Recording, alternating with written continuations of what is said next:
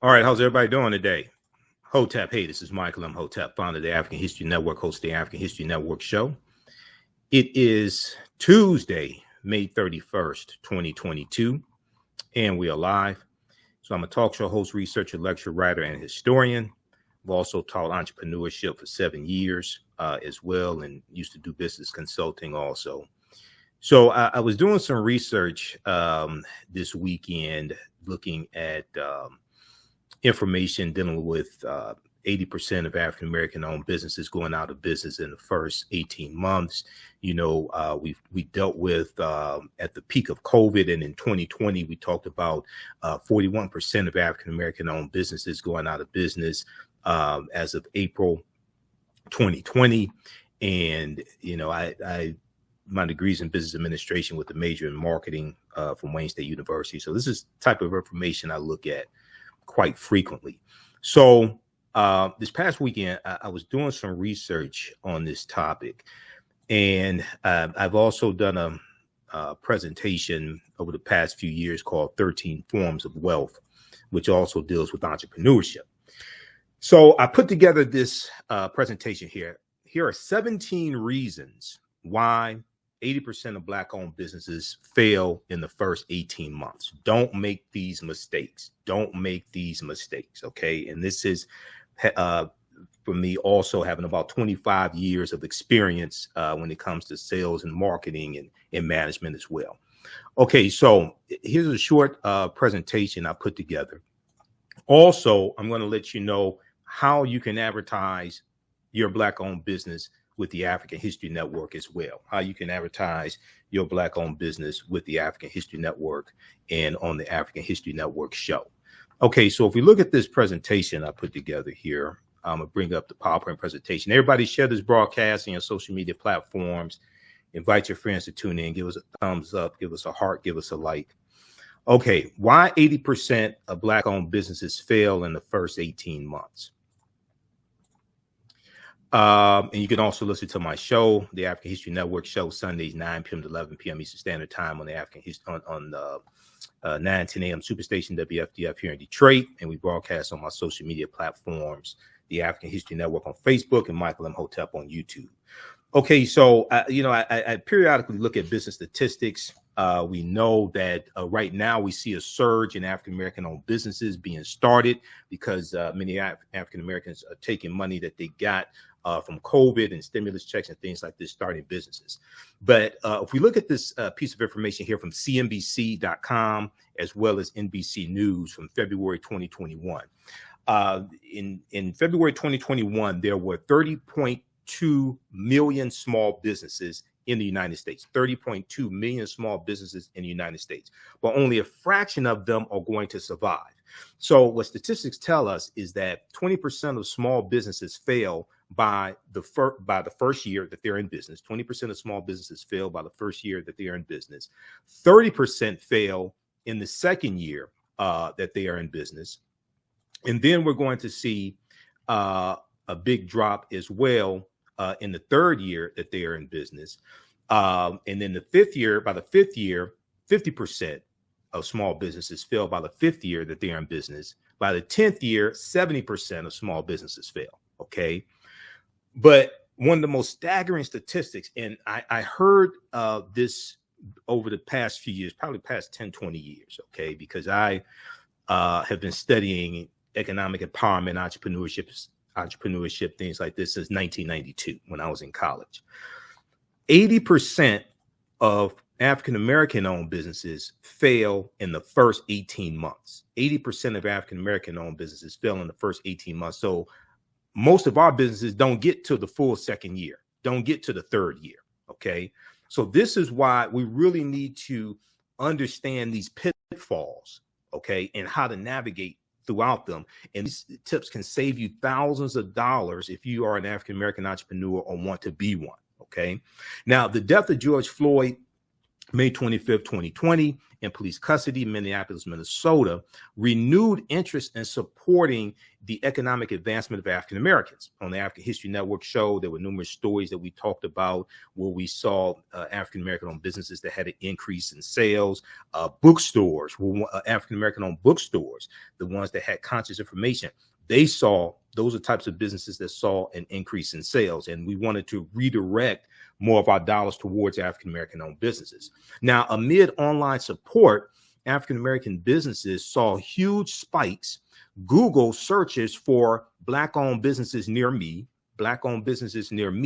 reached an all-time high between May 31st and June 10th, 2020. Between May 31st and June 10th, 2020. But we saw a drop off after that, and we saw those numbers return to pre-COVID numbers as well. Okay, so according to a survey by the U.S. Black Chamber of Commerce, around 75% of African American owned small businesses saw upticks in customers in the 2 months after George Floyd's death. But after the surge, sales at many African American owned businesses plummeted back to their pre-COVID rates. So 8 out of 10, we looked at the statistics for businesses, small businesses overall. 20% go out of business in the first year, and then 50% by the 5th year in business, right?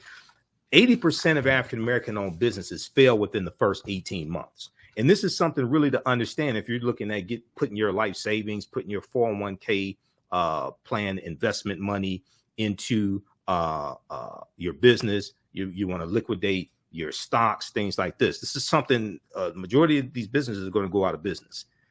And many of our entrepreneurs who mean well are going to lose thousands of dollars.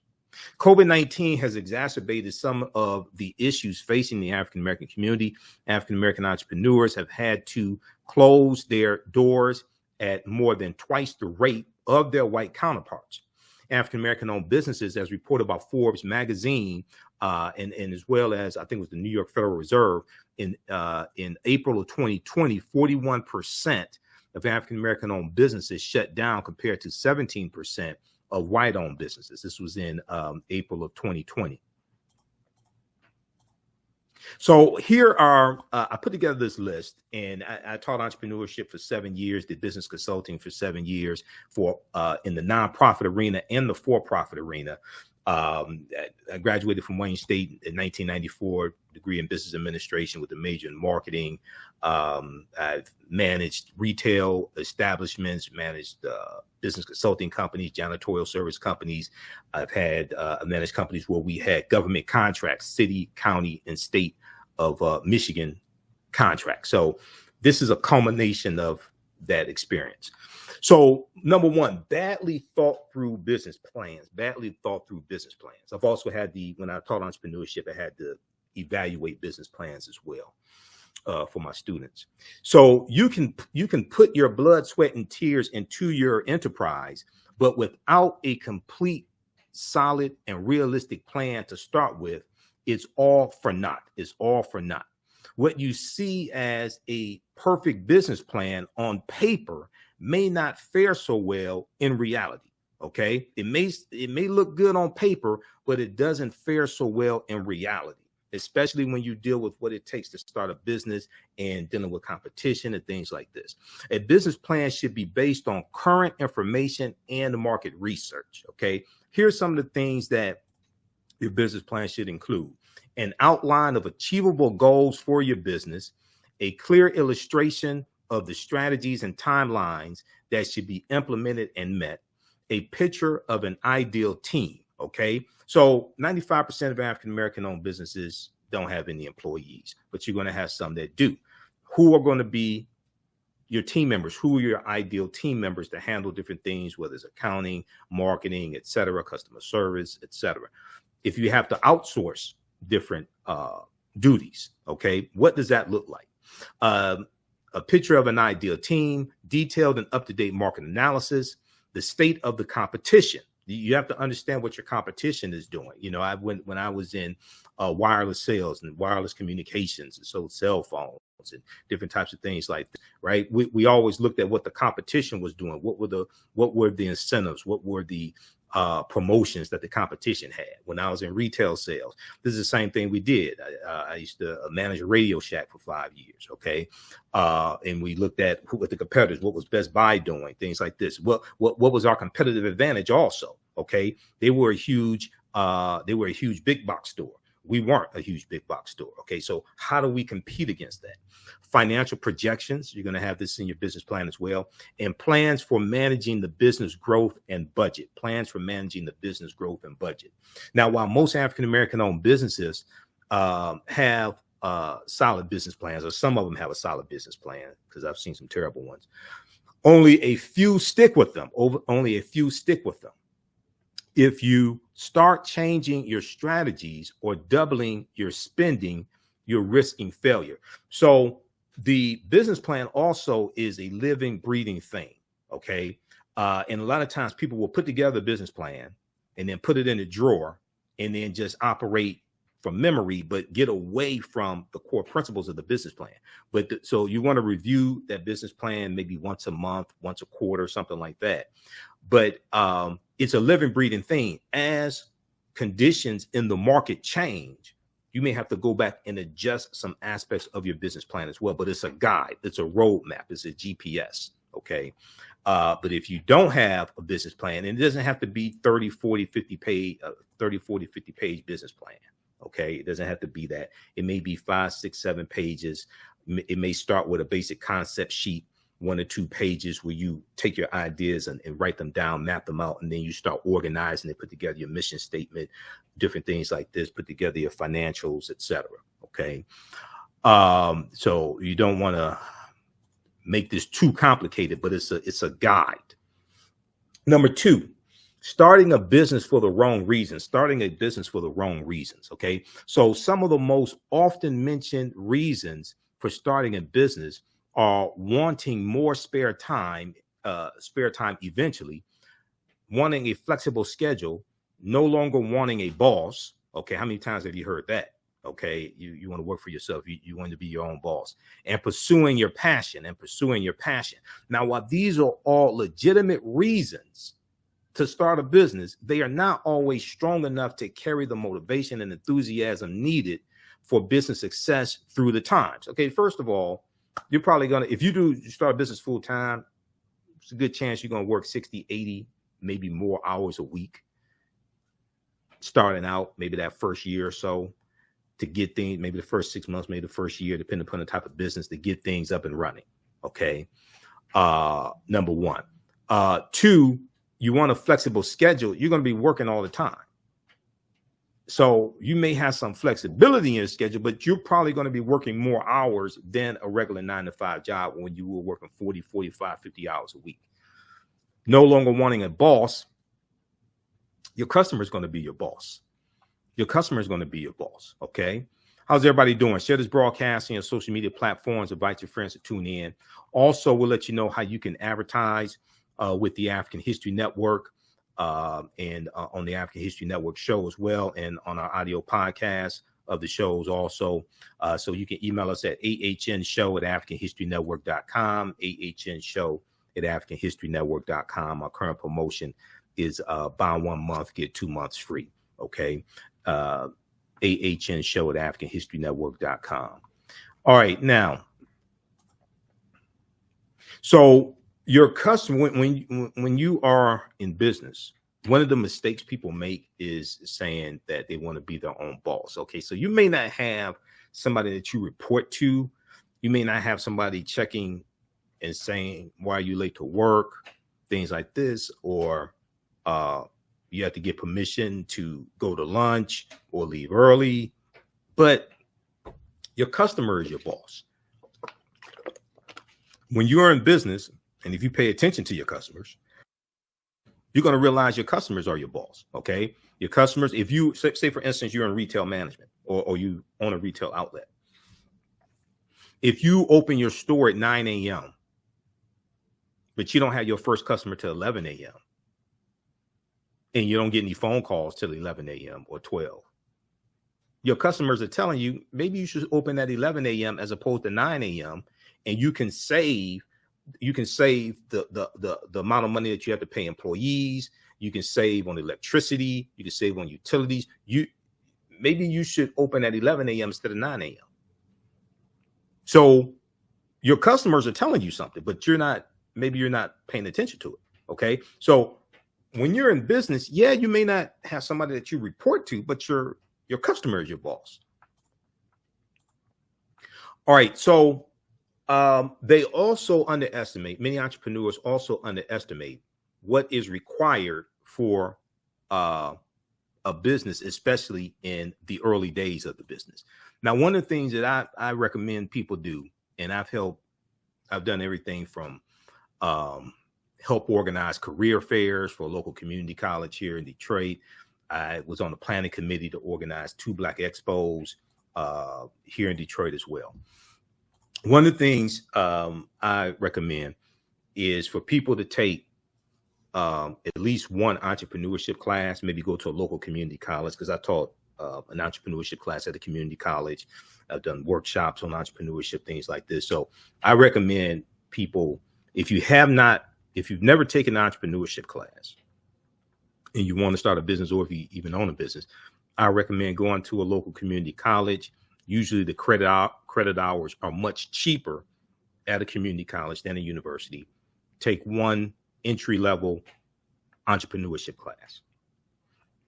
You're going to learn so much, and it can save you thousands of lost dollars, and it could keep your business from being one of the statistics of 80% of African American owned businesses going out of business in the first 18 months. Okay. So don't be a statistic. All right. Now, some of the key factors. Okay. Number 2, starting a business for the wrong reasons. Some of the key factors that should be considered when starting a business are level of expertise in the industry that you have, the amount of capital needed to start up and sustain, and being realistic about how much time and resources will be needed. Okay. Now, we know that there are various factors dealing with racism and white supremacy and undercapitalized businesses and historic discrimination when it comes to redlining and bank loans and things like this. Totally understand that. I've done lectures on that. Totally understand that as well.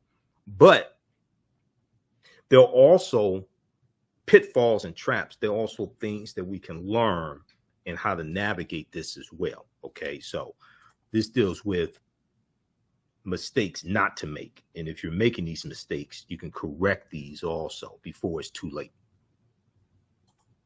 Okay, let's continue.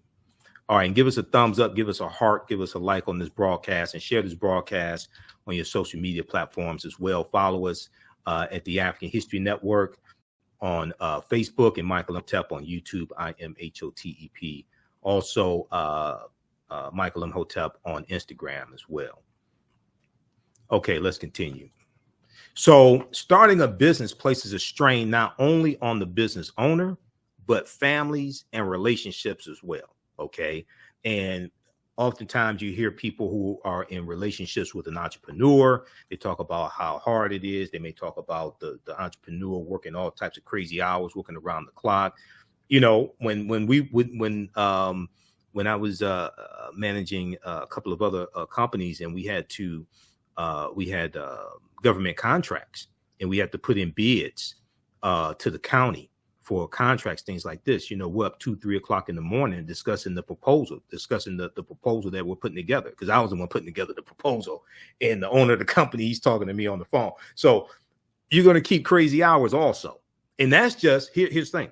That's just if you deal with domestic business. When you start dealing with international business, and you're dealing with countries, you're dealing with people in countries, and they're 5, 6, 7 hours ahead of us, that could put a strain on relationships also. Okay. So starting a business places a strain not only on the business owner, but families and relationships as well. So before you start a business, make sure that you are starting for the right reason and are prepared to handle all of the many responsibilities of a business owner. And, you know, one of the things I talk about when I teach is that, so when we deal with corporations, we hear about CEOs, chief executive officers, right?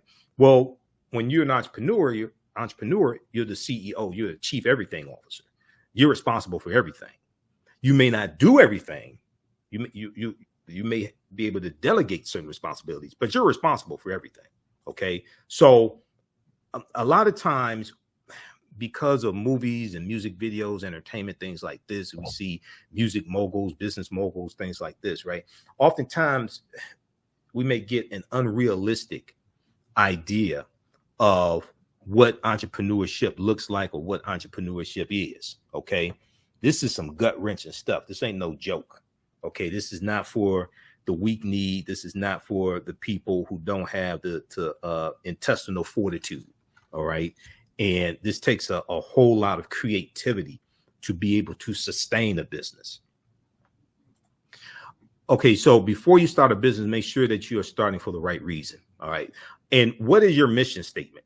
Because your mission statement helps to propel you through the ups and downs of having a business. So for the African History Network, our mission statement is we focus on educating, empowering, and inspiring people of African descent throughout the diaspora and around the world, because right now it's corrects wrong behavior. That's our mission statement. Okay. So, and when you listen to my radio show, you listen to my broadcast, I said it at the beginning of the show. So that is part of when I did my business plan back in 2010 for the African History Network. That's part of my business plan. But this is our mission statement. That's why I created this. This evolved, and I started. This really evolved just for the purpose of sharing information, and it evolved into a business. I never thought I was going to evolve into a business, things like this, but I just started out just sharing YouTube videos and sharing DVD lectures and things like this, and it evolved from there. So, what is your mission statement as well? Okay, this gives you your purpose, and your passion can become a purpose and become your mission statement also. Okay. And then one other thing here, let me back up. Okay, we'll get to that. I'll make a note of that.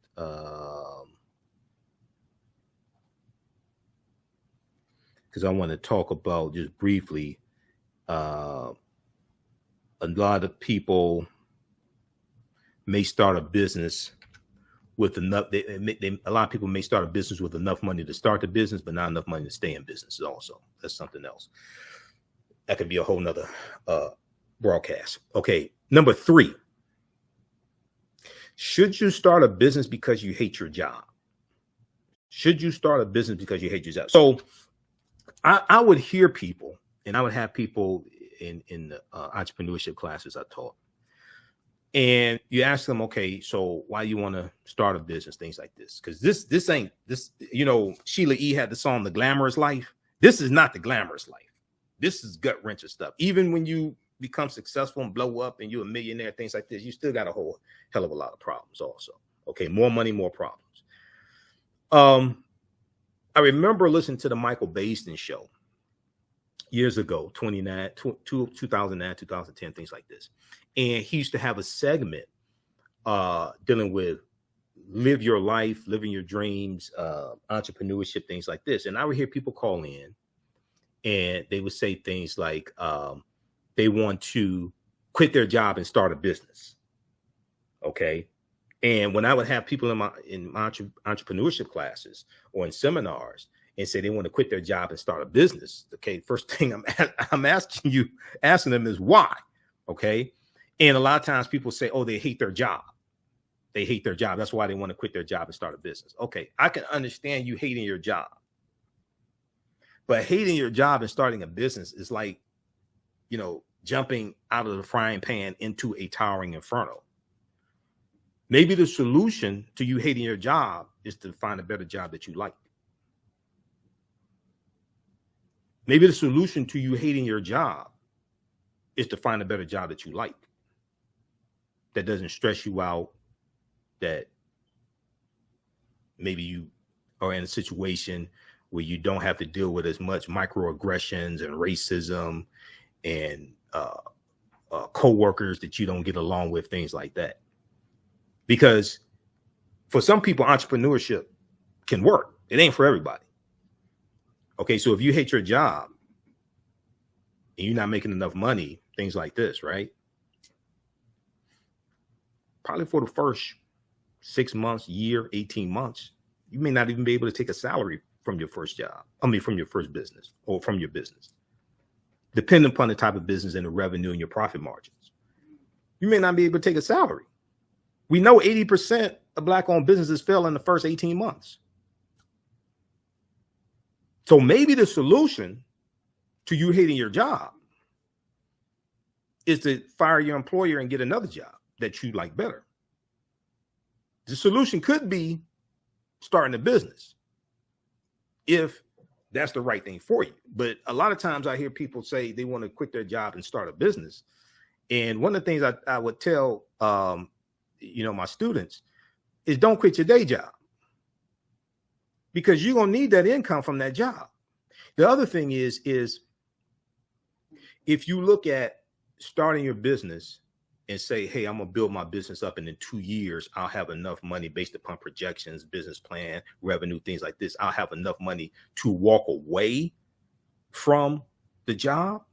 Well, that can, when you have an exit plan from a job you don't like, but you still see, nothing beats a steady paycheck. You got money, you could pay your mortgage, your bills, take care of your children, things like that. You may hate the job, but if you start building the exit plan, because one of the things I would tell people is start building your business while you're employed, while you have steady, dependable income coming in on the 1st and the 15th, or once a month or once a week, however you get paid. Okay. Start building your business while you have steady income coming in. Don't wait till you don't have money coming in and you trying to figure out how to pay the bills and all this stuff, and then you want to start a business, because it's going to take money to start that business. That business has to be financed. And the business is like having a child, okay? At 1 year old, most likely, unless they're, in baby commercials or something like that, most likely at 1 year old, your child's not going to be able to generate income. Most likely. At 1 year old, most likely they're not going to be able to get a job. A new business is like a baby. It requires financial investment before it starts paying off, before it starts generating revenue and profits. Okay, so a lot of times we go into this, with totally unrealistic expectations. Okay, now African-American business owners, post the name of your business here on the thread of the broadcast also. And email us at ahnShow@AfricanHistoryNetwork.com. We'll let you know how you can advertise your Black-owned business with the African History Network and on the African History Network show. And our show is also on 10 audio podcast platforms: Google Podcasts, Facebook Podcasts, iTunes, Stitcher, FM Player, TuneIn.com. So we'll give you some more information about that. Post the name of your business here on the thread of the broadcast. And we'll let you know how you can also advertise with the African History Network as well. Okay. And you can also call us at 313-462-0003, 313-462-0003. If you call, please leave your name, phone number, and the name of your business and the email address so we can get back with you as well. Okay. So, let me go back to this here. So once again, you want to make sure that you're starting a business for the right reason. And just because you hate your job doesn't mean that you should, that doesn't mean you should start a business. The solution may be getting a better job that you like. However, if you do want to start a business, that business can be part of your exit strategy for leaving a job you don't like. Or you may quit that job, get a second job you like better, and still create your business, but that's your exit plan. Okay? So keep that in mind. Now, because when you have an exit plan, that can really cause you to reassess how well you like that job. If you realize, okay, look, I'm going to be out of here in a year. I'm going to be out of here 18 months. I'm going to build this business, and this steady income I have from this job, I'm going to take advantage of the benefits, the 401k plan, tuition reimbursement. I'm going to take advantage of all these benefits. Okay. Yeah, I don't like that. Yeah, I don't like that person in the cubicle next to me, but I'm going to take full advantage of all these benefits now and take this steady paycheck to build my exit strategy. Okay, number 4, lack of commitment.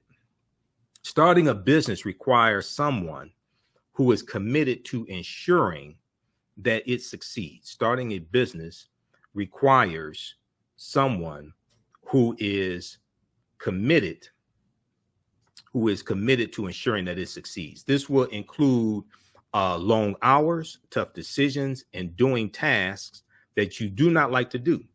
Neglecting the business will cause the business to fail. Neglecting the business will cause the business to fail. Many small businesses have failed because the owners did not invest the time and effort needed for success.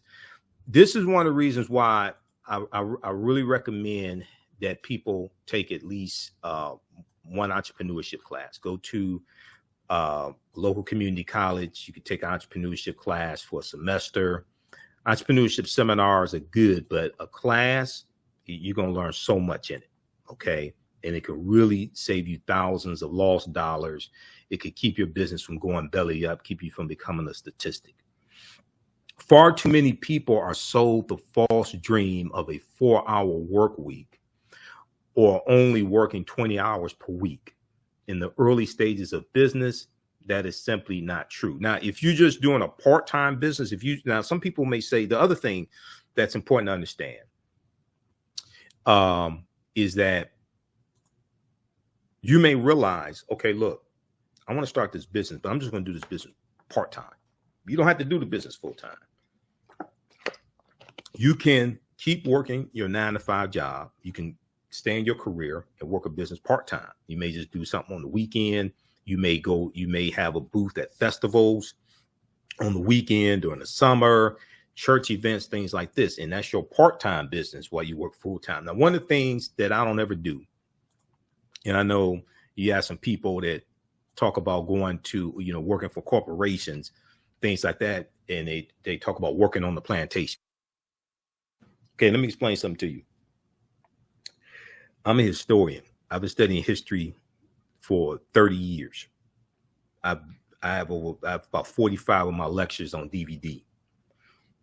I speak all across the country. Before the Mayflower by Lerone Bennett Jr. This is an old copy. It's beat up, I know. I've studied slavery. I've studied history of slavery. I've read slave narratives. You going to a job working 9-to-5 or 10 hours a day or 12 hours a day, having benefits, 401k plan, 2 weeks paid vacation, 1 week paid vacation, tuition reimbursement, things like that is not slavery. I've studied what slavery is. That's not slavery. You may not like your job. That's understandable. But you can quit your job today. They'll send you your last paycheck on Friday, and you can keep your health insurance for another 18 months. That's not slavery. I've studied what slavery is. So one thing I don't do, I would never disrespect our ancestors compared to you going to a job that you applied for. You applied for the job. Most likely, ain't like they came to your home and snatched you up and said, you're going to work here and we're going to pay you. Go study what slavery is. Read some slave narratives. Read Frederick Douglass, one of his 3 autobiographies. That's not slavery. Okay. Back to the presentation. So for lack of commitment, starting a business requires someone who is committed to ensuring that it succeeds. Far too many people are sold the false dream of a 4-hour work week or only working 20 hours per week. Or we see entrepreneurs, right, after they made it. We didn't see the struggle. We didn't see the sleepless nights and them trying to figure out how to pay this, pay that. So, we have this idea of, I talk about popping bottles with models, like in the club, like Diddy or Jay-Z, something like that in the music video.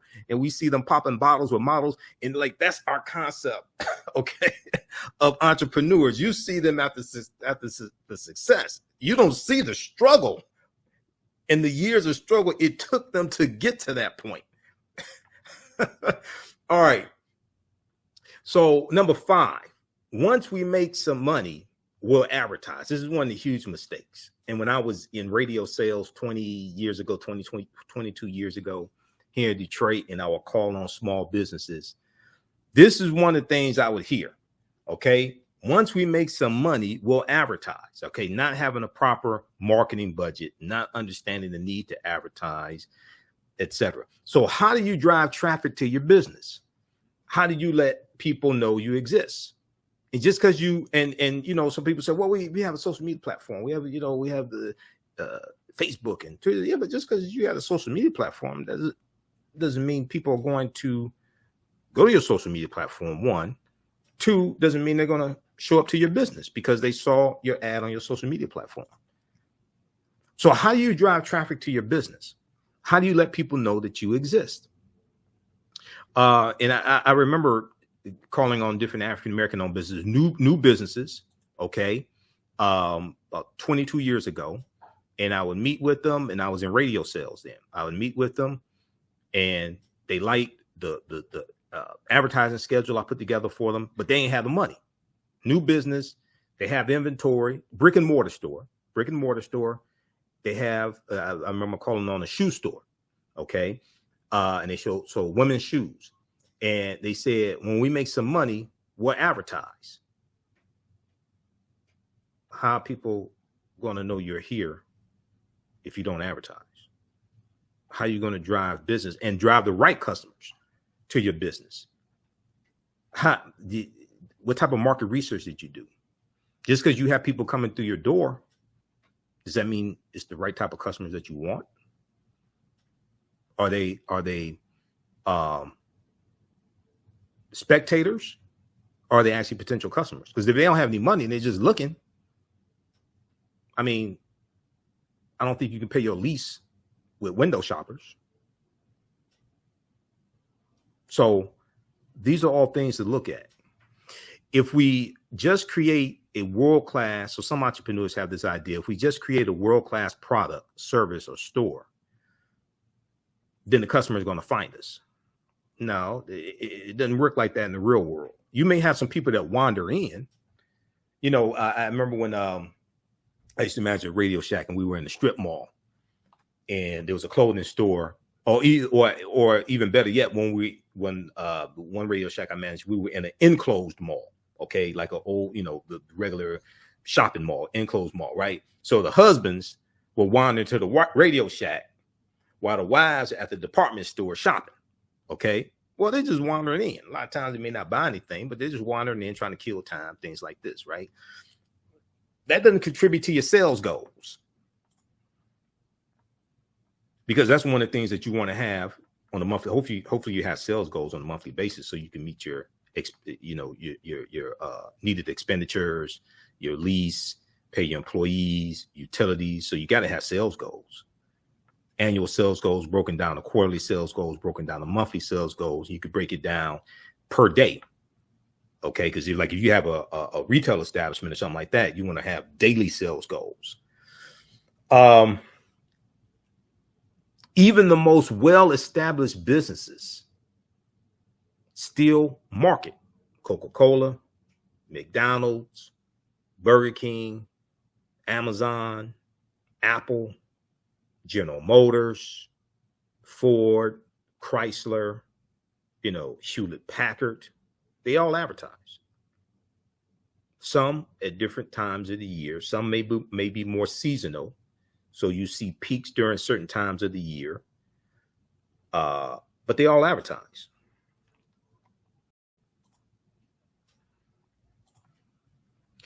All right. So African-American business owners, post name your business here on the thread of the broadcast. Email us at ahnshow@africanhistorynetwork.com, ahnshow@africanhistorynetwork.com. We'll let you know how you can advertise with the African History Network. And we take your 30-second to 60-second ad, your video commercial. Either you have one or we can create one for you, no additional charge. You put this into the broadcast of our shows at the African History Network show. It also goes into a audio version, goes into the audio podcast of our shows as well. So we're on 10 different audio podcast platforms, Facebook Podcasts, Google Podcasts, iTunes, iHeartRadio, FM Player, TuneIn, Castbox, Stitcher, etc. Reach thousands of people across the country on a weekly basis.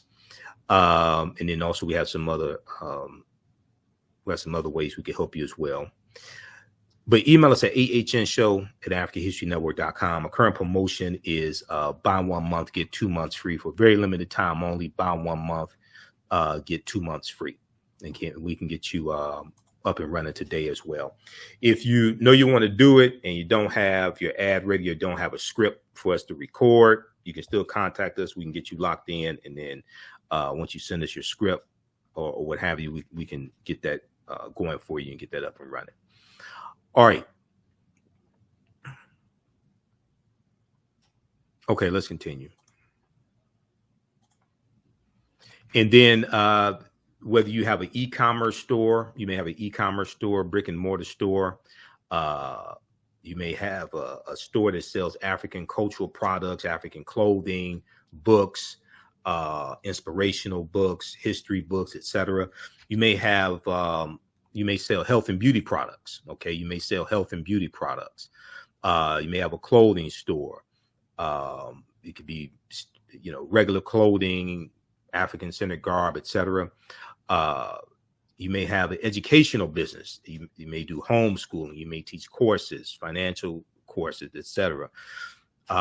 Tutoring business.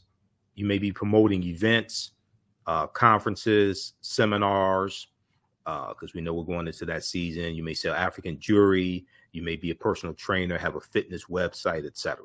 Okay, email us at ahnshow@africanhistorynetwork.com, and we'll let you know how you can advertise with the African History Network.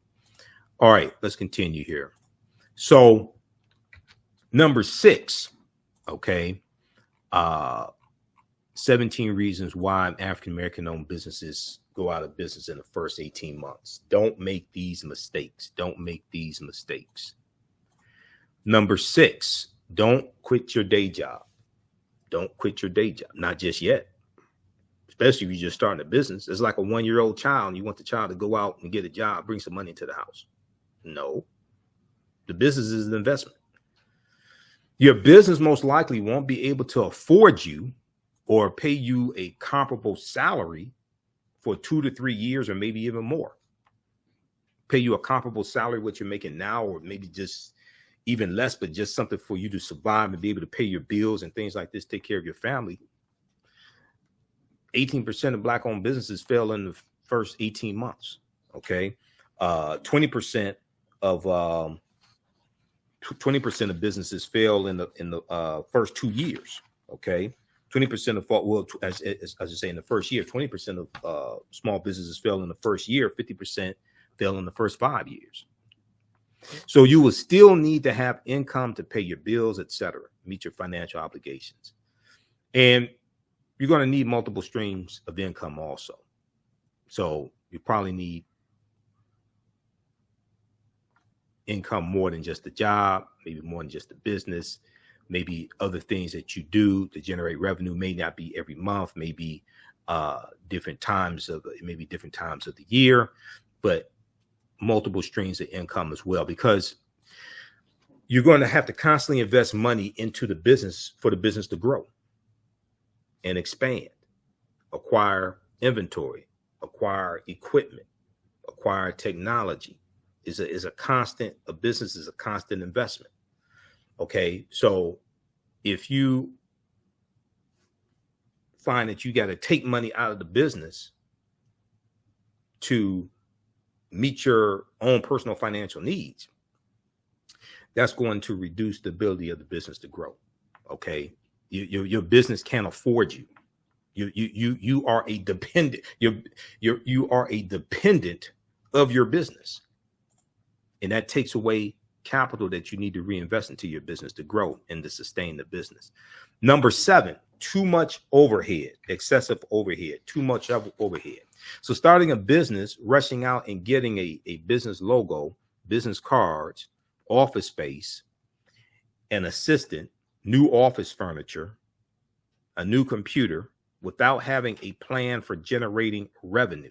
So you're good at spending money, but not good at making money. You're good at spending money, but not good at making money. The business will be an uphill battle all the way because the expenses of all the business are high from the start. One key to success is to keep overhead and expenses as low as possible. Expansion and increased overhead should not come until there is revenue to support it. So you want to manage every dollar and look at what the return on investment is, and look at, is this a need? Is this a want? Is this something that's necessary right now, etc. So a lot of times people get excited about having their own business, and they may sign a lease for office space or for retail space, things like this, and get ahead of the gun and take on all this overhead. And your revenue projections may not even be at the point to meet your overhead expenditures, your monthly expenditures, because you try to take on too much responsibility too quickly, out of excitement, out of enthusiasm, oftentimes. Okay, so this is reason number 7. Reason number 8: lack of delegation. Lack of delegation. Small businesses struggle in the early stages as the owners attempt to do every task and do not effectively delegate tasks to other people and manage their performance. There are a few reasons that this happens.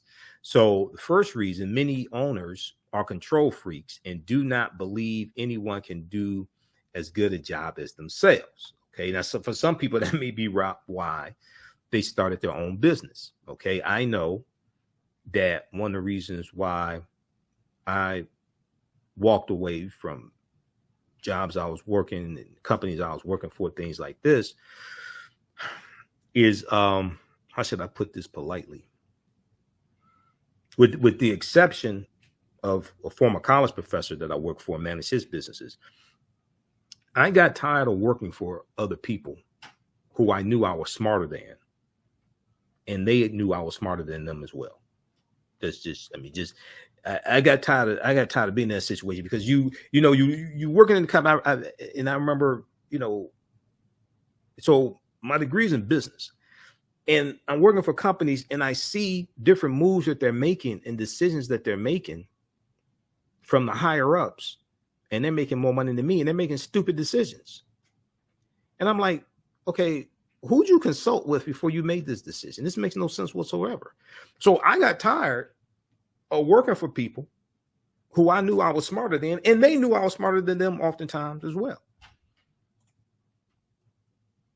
So first reason: many owners are control freaks and do not believe anyone can do as good a job as themselves. Okay.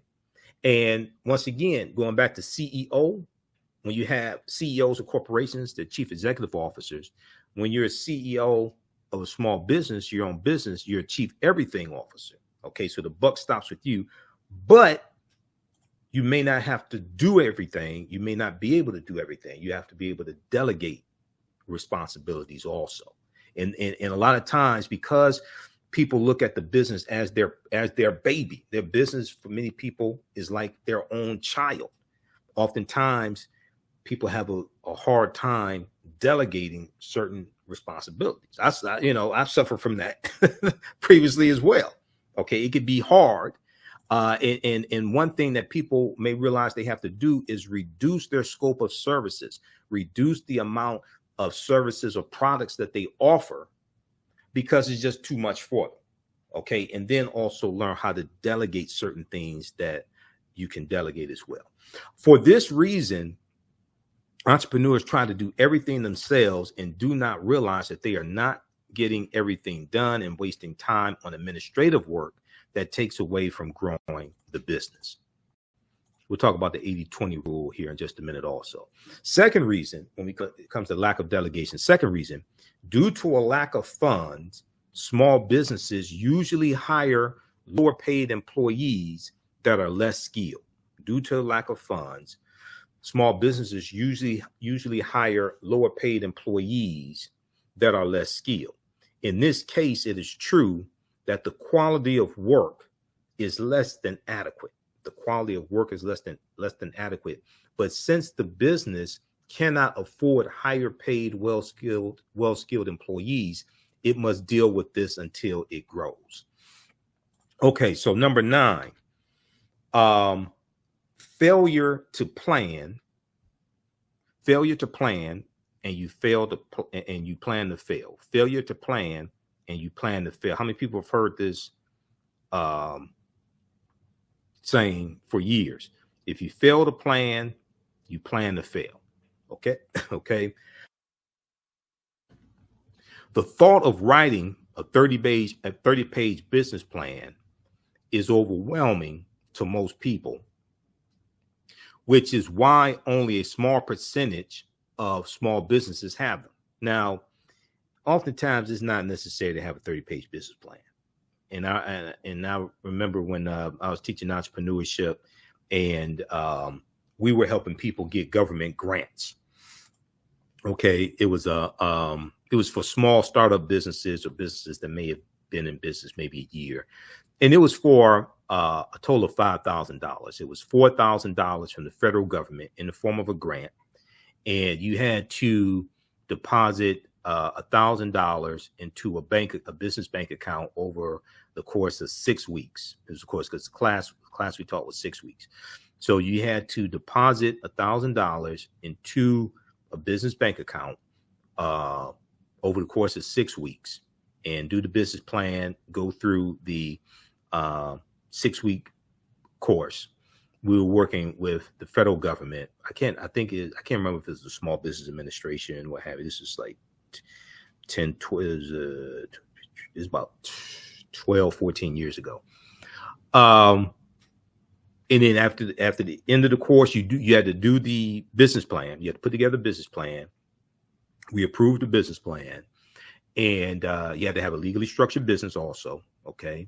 So if you did not already have a legally structured business, the LLC, what have you, then you would do that in the class as well. And then at the end of the class, you would get a $4,000 check from the federal government, and you could deposit that into your account. So it was $4,000 in matching funds. You deposit $1,000 into a bank, $4,000 in matching funds from the federal government. And this was a grant, but not a loan. So you didn't have to pay this back. It was a grant. It was sweet because what happened was I found out. So teaching the class, and we were working with a nonprofit organization. The company I was managing, we were working with a nonprofit organization.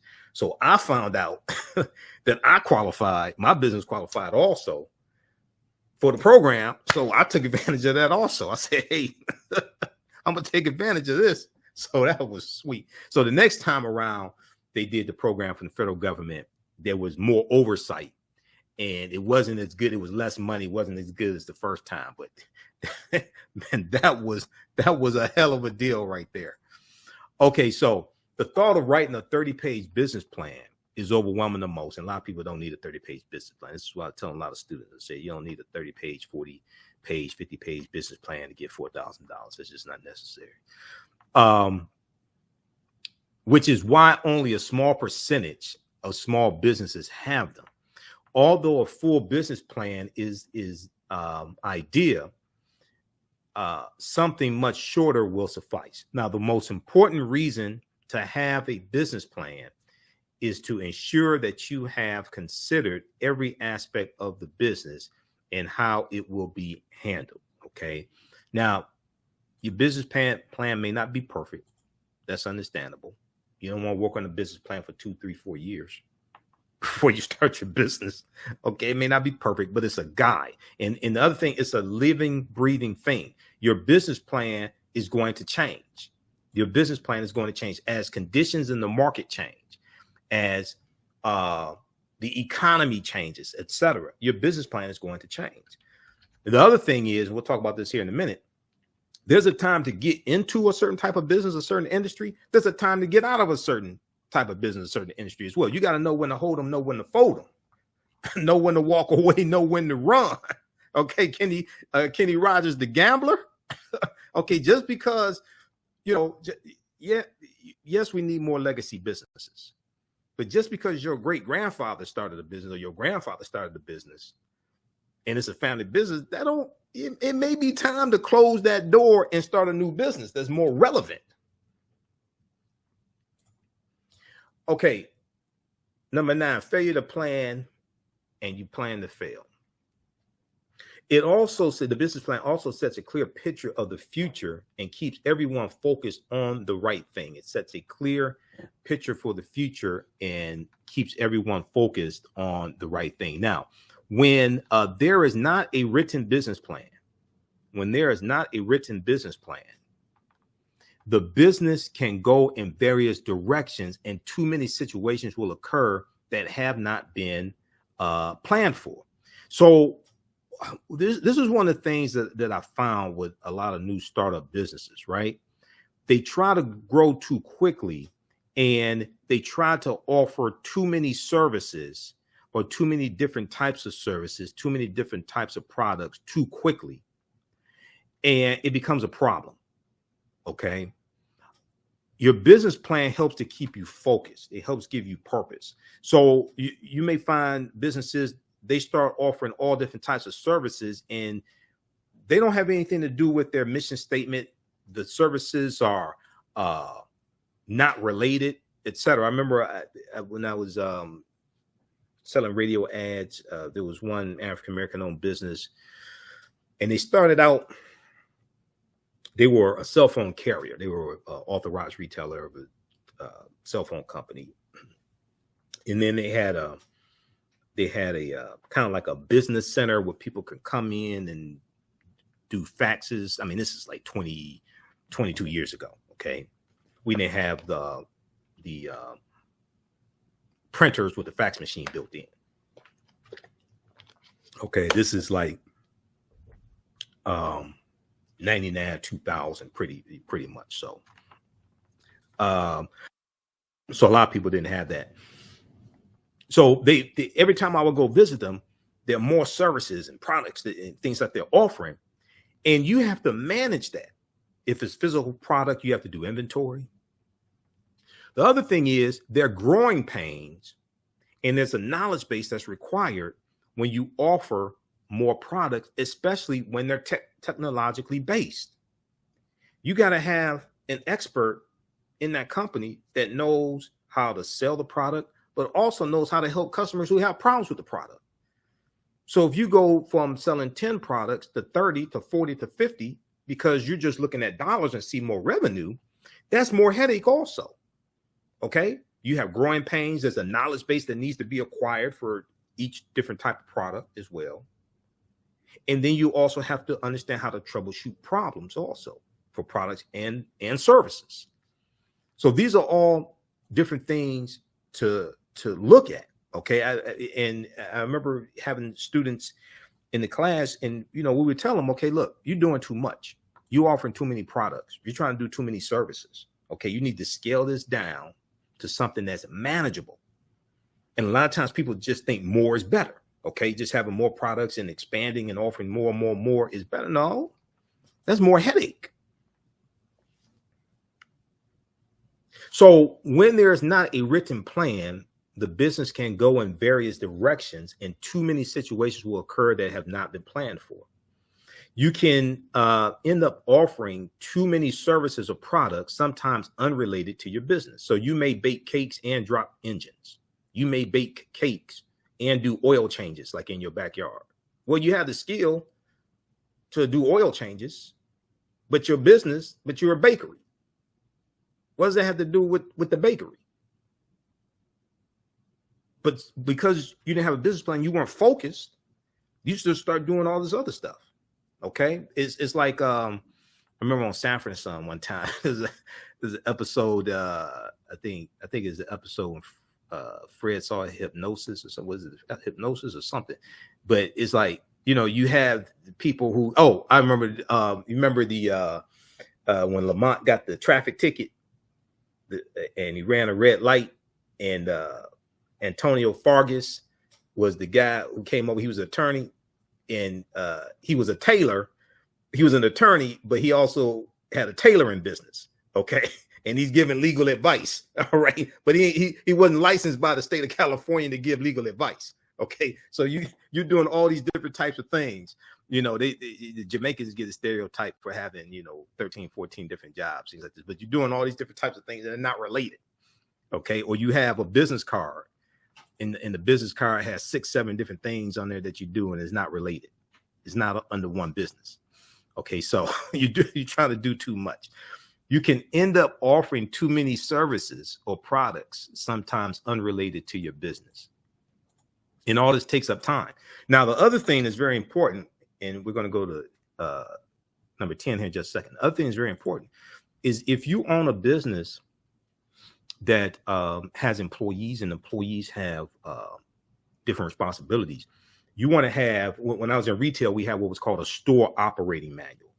Okay, you want to have some type of operational manual that spells out, that has written the duties and responsibilities of each job description.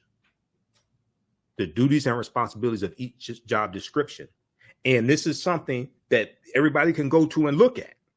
So when they're trying to figure out what's the responsibility of Keisha on the cash register, and Keisha's arguing with Jelani, who's stocking shelves, and you're supposed to do that. No, you're supposed to do that. You can go, everybody can go to the store operating manual and read what is the responsibility of the cashier, what is the responsibility of the person stocking inventory, what is the responsibility of the manager, things like this. It has to be clearly defined.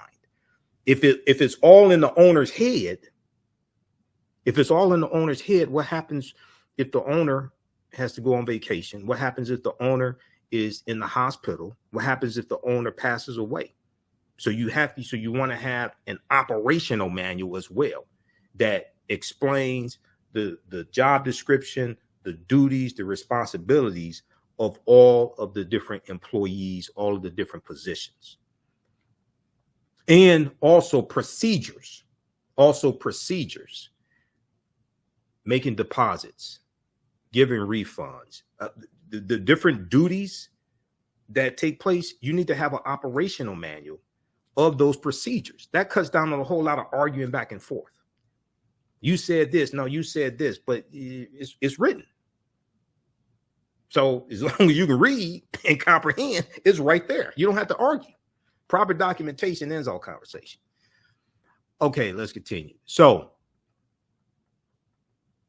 one of the things that I learned doing project management, and then when I was taking entrepreneurship classes in class, but also teaching entrepreneurship classes and studying project management, time management skills, different things like this, is strategic thinking. Because these are some books. When I was doing some project management, these are some books that I got in the DK series, Essential Manager. So when I was teaching entrepreneurship and doing I was working on some projects. We were managing career fairs for a local community college. So these are some books that I got from the DK series. They had some really good books. One on project management. Okay. And these were like, at the time, $7. Okay. I got this back in 2006. Okay. December 2006. One on project management, one on managing credit, one on strategic thinking. Okay. Brainstorming systems, techniques, logic. Because we were managing some different projects and doing consulting for nonprofit organizations also, and coaching successfully as well. Also. Okay. Not sports coaching, but this deals with managing employees and coaching employees also. Okay. So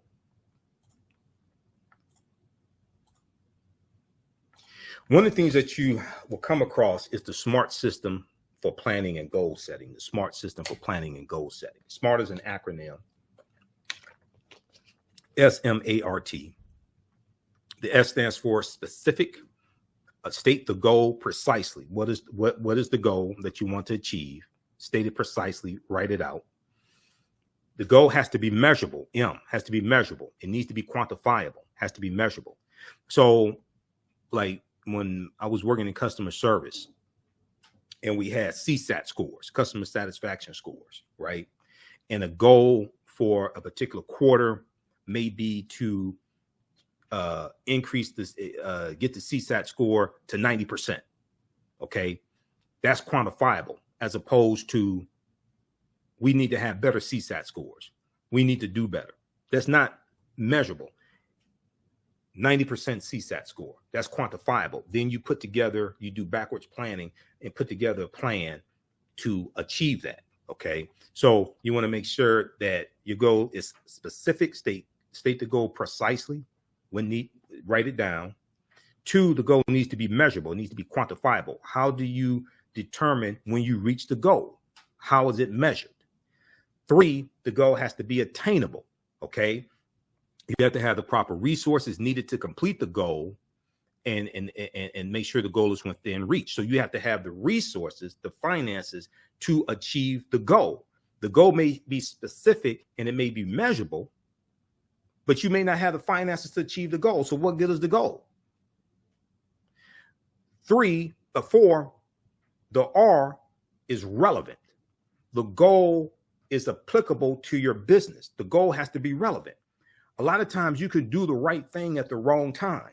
A lot of times you can have the right goal, but it's not applicable to your mission statement, or it's not applicable to your goals for that quarter or that year. And you're allocating resources to try to achieve something that doesn't fall in line with what your goals are. Okay, so you want to make sure that the goal is relevant. Okay, relevant to your business, relevant to your goals, your monthly revenue projections, your quarterly revenue projections, etc. The T is time bound. One of the most important things when it comes to goal setting. They have to be time bound. The goal has a completion date or time frame, a start date and an end date, and then you have to have checkpoints in between to make sure that you're on pace to achieve the goal. If the goal is just open-ended, okay, we want to do this, okay, we want to achieve this, but there's no time frame for it. It'll be 2-3 years from now. You're talking about we still want to do this. So it has to be time bound, okay? Has to be specific, has to be measurable, attainable, relevant, and time bound. And when it's time bound, you want to have, so if it's a goal that you want to achieve 90 days from now, you want to have checkpoints every 2 weeks, or at least every month, but probably every 2 weeks, to make sure you're on track to reach that goal in 90 days. Okay. If you don't have those checkpoints, 90 days will come and go, and you would not have met the goal. So this comes from the Small Business Administration. SBA.gov has some good information. They have a document. There's a 22-page document. Time management for a small business at SBA.gov, Small Business Administration, time management for a small business. Okay, number 9. Okay, we're looking at 17 reasons why 80% of Black-owned businesses go out of business in the first 18 months. Number 9, poor market research. Poor market research. And you're getting a lot of my expertise as well, okay, in this also. Ensuring consumers want the goods you sell seems like a no-brainer. Unfortunately, many African-American owned businesses fail for the simple reason that no one wants to buy what they're selling. No one wants to buy what they're selling. Okay. So you may be doing something that's your passion and you love it, and you put all your heart and soul and all your sweat and blood equity and all this into it. But is there a market for it? Do people value it? Are people willing to spend money for your product or service? So you may believe 100% in what you do. Is there a market for it? Have you identified the market? Are you communicating with the market? Have you established relationships with people in that target market? Poor market research. Unfortunately, many African-American owned businesses fail for the simple reason that no one wants to buy what they're selling. You can have enough capital, the most ingenious idea, and a great business plan to get everything off the ground. But if no one wants your product, it's only a matter of time before your business crashes. If no one wants your product, it's only a matter of time before your business crashes or fails and you become a statistic. So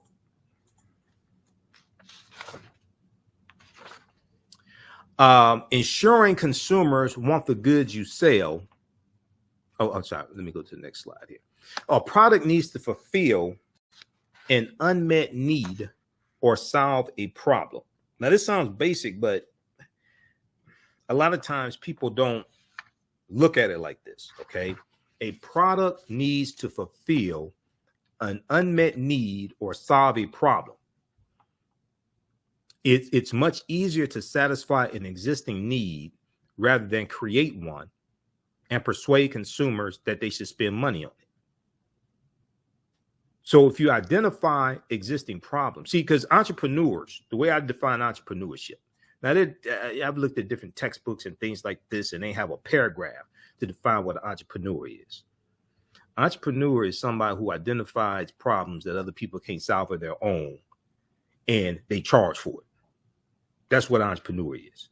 An entrepreneur is someone who identifies problems that other people can't solve on their own, okay? And they provide a solution and they charge for it. That's what an entrepreneur is.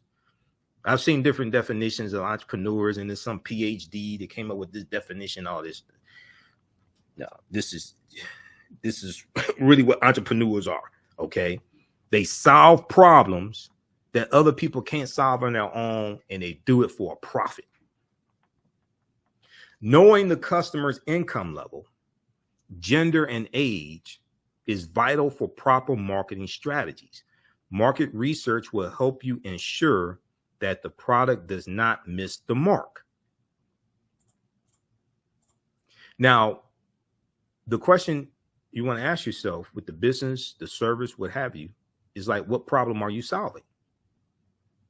An entrepreneur is someone who solves problems people cannot solve on their own, and they do it for a profit. Okay, they do it for a profit. Now, number 10, not studying your competition. Not studying your competition. And when I was working for different companies, things like this, we had to look at what the competition was doing. Okay. And sometimes the competition acquires another competitor. T-Mobile acquired Sprint. All right. I used to work for Sprint. I remember when we used to laugh at T-Mobile. And T-Mobile bought Sprint. Okay. So not studying your competition, focusing on your own business instead of others is good advice. However, a great many Black-owned businesses lose out to competitors because they did not pay attention to the competitive landscape of their business. You have to look at what your competitors are doing also. Even when you launch a new product in the market, it does not take long before new companies start to pop up, vying for their place in the sun. Pay attention to the landscape because the landscape changes. The competitors change, okay? So you want to look at what the competition is doing and then really understand what your competitive advantage is. Your competitive advantage, what do you do? What comes easily to you that comes hard to others, okay? What can you do that other people can't or struggle at doing? But you want to look at what the competition is because in the market, that competitive market continues to change and is also influenced by the economy. So businesses may go out of business because of bad economies, etc. So this is something to look at, but you want to study the competition. Number 11, okay, 17 reasons why 80% of Black-owned businesses go out of business in the first 18 months. Number 11, bad team chemistry can cause explosions to happen. Bad team chemistry can cause explosions to happen. Lacking the correct team composition is another reason behind failure of many African-American owned businesses. This is a huge mistake that will result in failure from the start. Now, some people say, oh, you shouldn't hire family. Okay. Some people say, oh, you shouldn't hire family in your business. Okay. Well, go tell that to Chinese, Japanese, Vietnamese, people from Taiwan. Go tell that to Jews, Irish, Chaldeans, Arabs, every other ethnic group. Because you go in their businesses, you'll see the husband, the wife, the cousins, the uncle, the children, things like this. So the problem is not in having taught entrepreneurship for years and managed businesses. The problem is not necessarily having family members in a business, because a lot of the businesses in America are family-owned businesses. The problem is not having family members in the business or working in the business. The problem is delegating the wrong responsibility to a particular family member, having the wrong person do a particular job. Okay, if you know that, trying to think of a name. Well, so if you know Kiki or Keisha or Janet, okay, if you know she has anger management problems, why would you put on the cash register to deal with customers? Okay, she's taking like her second anger management class. You already know she has anger management problems. Why would you put her on the cash register to deal with customers? She should be in the back doing work away from the customers. She may be a good employee. She shows up on time, doesn't talk on the phone the whole time she's at work, doesn't try to leave early, things like this. But you put her in the bad situation. You delegated the wrong responsibility to her. You put her in the wrong job. So family, see, I hear people say, don't do business with family. Don't go into business with family. Don't have family working in your business. That's all the other ethnic groups do that. All the other ethnic groups have family-owned businesses, have their kids working in the business, and their aunts and uncles, and they'll bring people over from the old country. They'll bring people over from their native country and come right and work in their business. But you have to put that person in the right position. Okay, so lacking the correct team composition is another reason behind the failure of many Black-owned businesses. This is a huge mistake that will result in failure from the start. It is vital to create a team of dedicated individuals with complementary traits and characteristics. While it's not easy to find the right talent for the jobs, resources like Facebook, LinkedIn, Indeed.com have made it easier to do so. Also, you can go to if you belong to a church, a mosque, or something like that, you can go there because they always know people who are looking for jobs. They always know people looking for jobs. People there in the congregation, or people, network with that as well. Okay, now you want to make sure you get the right person for the right job. Okay, but still, this is what other ethnic groups do. This is one of the reasons why a lot of other ethnic groups' businesses are successful. Yes, we've been stripped of our African history and culture, and this gives us our foundation, and this gives us a cultural paradigm that we see reality through. It gives us our values, our interests, and our principles. And other businesses rely on their cultural cohesiveness that binds a people together and teaches them the only way they're going to survive is through self-reliance, okay, through working together, their cooperatives, their cooperative economics, things like this. Doesn't mean that they don't get involved in politics. That doesn't mean they don't get involved in politics. That's something else. But they have that cohesiveness. They use their language. They use their culture to create fences, barriers around their communities, and they market their culture. They have cultural-based businesses, etc. Okay, because we've largely been stripped of our history and culture, and we've largely been taught to hate ourselves. This causes more obstacles for African American-owned businesses. Also, when I teach history, Two of my teachers, Dr. Leonard Jeffries and Professor James Small, they talk about the pyramid principle. And the foundation of the pyramid is African history and culture. It gives us our VIPs, our values, our interests, and our principles. It gives us a cultural paradigm that we see reality through, but it also teaches us how we see ourselves. What you do for yourself, what you do to yourself, and what you allow other people to do to you and get away with is based upon what you think about yourself. What you think about yourself is based upon what you have been taught about yourself. What you've been taught about yourself is based upon everything you've read, heard, and seen about yourself. So the names that you call yourself, how you see yourself, impacts your self-development, your self-worth, and self-esteem. When that history and culture is in place, it influences your economic empowerment and influences how you engage in economics, the types of businesses you have. But it also influences, see people who respect themselves don't call themselves the derogatory, dehumanizing names, and don't call their women B's and H's and thoughts and things like this. People who see them, who have positive self-esteem, and they don't allow other people to dehumanize them as well. But when we've been stripped of African history and culture, and we've been taught to see ourselves through the eyes of our oppressors and see ourselves through the eyes of white supremacy and racism, okay, then oftentimes we accept those dehumanizing terms, all right? So why would you want to spend your dollars with somebody you think is lesser than or dehumanizing or N-word or dehumanize or N-word? And this also connects to politics as well, because we have to have a synthesis of African history and culture, economic empowerment, and political empowerment as well, and leverage our economics to enforce our politics. Politics is the legal distribution of scarce wealth, power, and resources, and the writing of laws, statutes, ordinances, amendments, and treaties, their adoption, interpretation, and enforcement. Politics shapes the economy and shapes the atmosphere that your Black-owned business operates within and relies upon to survive. Okay, go back to COVID, April 2020.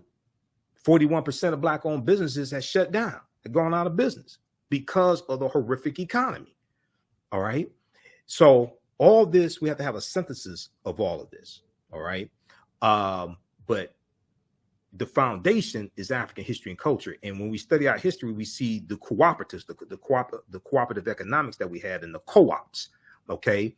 And the co-ops was a type of with different types of organizations that we had to help our Black-owned businesses, like the Colored Merchants Association, created about 1928, 1929. It comes out of National Negro Business League, founded by Booker T. Washington in 1900.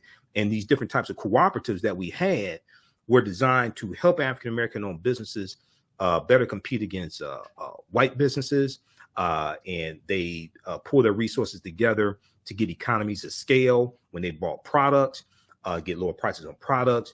They did things like learned about marketing strategies, accounting principles, etc. There was one for farmers, the Colored Farmers Union, founded about 1886 in Texas, grew to 1.2 million members, and they're working together. This is a concept of cooperative economics. They're sharing farm equipment, etc. And one of the things that happened is a lot of the cooperatives that we had was so popular and so successful that it put our lives in danger. And we got attacked by white supremacy. Okay. And this is why a lot of our cooperatives had to disband. If you read the book Collective Courage by Dr. Jessica Gordon Nemhard, she talks about this in her book, Collective Courage. Okay. So number 11, bad chemistry. It is vital to create a team of dedicated individuals with complementary traits and characteristics. Okay, so African-American business owners, post the name of your business here on the thread of the broadcast. Email us at ahnshow@africanhistorynetwork.com, ahnshow@africanhistorynetwork.com. We'll let you know how you can advertise with the African History Network and on the African History Network show. And our audio podcast. We're on 10 different audio podcast platforms also. If you don't have a commercial, we can create one for you, no additional charge. A video commercial as well as an audio commercial. Current promotion, buy 1 month, get 2 months free. Okay, email us at ahnshow@africanhistorynetwork.com, and we can get you up and running today. Even if you say, hey, I want to take advantage, because we have limited advertising space. But if you say, hey, I want to take advantage of this, but I don't have my script ready, I don't have a commercial, Still contact us. We can get you locked in today, get your space reserved, and you can send us your script when you have it. Or if you don't have a script, we can create one for you.